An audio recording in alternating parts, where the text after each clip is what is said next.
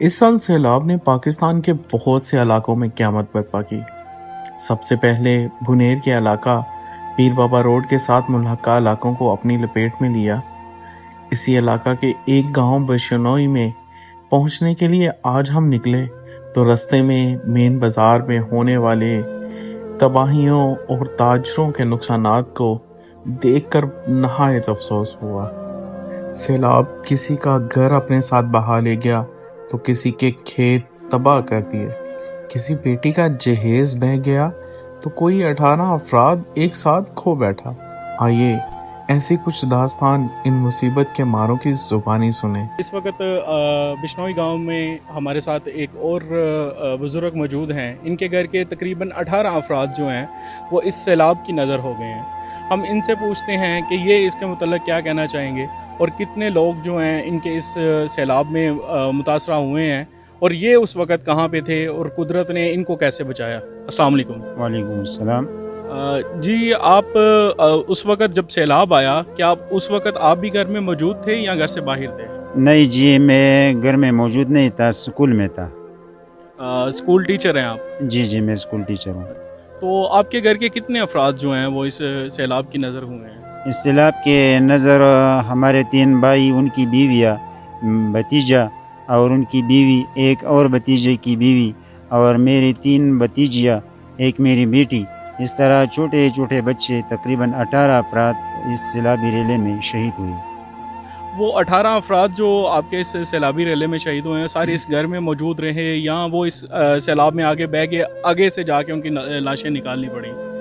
ये तो कुछ करीब में मिली, कुछ बहुत दूर मिले। मेरा एक भाई अहमद ज़ुबैर जो स्कूल टीचर भी था, तकरीबन 5वें दिन पीर बाबा के बाज़ार के साथ जो नदी है उसमें मिला।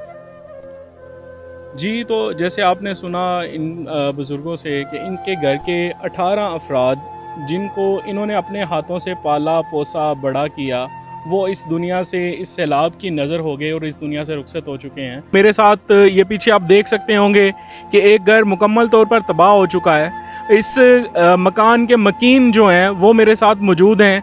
हम इनसे पूछते हैं कि जब ये सैलाब आया तो ये क्या कर रहे थे और इनके घर में क्या नुकसान हुआ है। जी अस्सलाम वालेकुम। वालेकुम सलाम व रहमतुल्लाह। जी, क्या नाम है आपका? मेरा नाम मोहम्मद मूसा है। आप बताएं थोड़ा सा, आप चश्मदीद गवाह हैं इस सैलाब के, इस इलाके के, आपने क्या देखा उस वक़्त, क्या हो रहा था और किस तरह ये इलाके में ये पत्थर कहाँ से आ गए, क्या हुआ? यार उस टाइम हमारे पास आया मेहमान, हमको ये इधर इतना नदी नहीं था कि पानी आएगा और हम बह के लेके जाएगा। तो हम मेहमानों के साथ सलाम दुआ किया, फिर हमको पता नहीं चला कि ये पानी किधर से आया। हम साथ में लेके गया पानी, 1.5 किलोमीटर लेके गया और हम उधर से अल्लाह ने बचाया। और हमारे माँ और बीवी वो फौत हो गई, शहीद हो गई, और मेहमान भी दोनों शहीद हो गए। मेहमान एक 15 दिन ज़िंदा था, अल्लाह ने वो भी शहीद किया। और ये पत्थर पता नहीं किधर से आया, उधर पहाड़ में भी ऐसे पत्थर नहीं है, ये अल्लाह पता नहीं किधर से ले गया। और ये पत्थर पता नहीं चलता है कि ये किधर से उठा के लेके आया। आपकी जो बीवी और जो वालदा इस दुनिया से रुखसत हुए हैं, क्या उनकी डेड बॉडी इस घर में ही मौजूद रही या वो भी आगे बह गए थे, कहीं दूर से जाके मिली, जैसे बहुत सी लाशें दूर दूर से मिली हैं? नहीं, वो तो तकरीबन 5 किलोमीटर दूर से मिली हमको।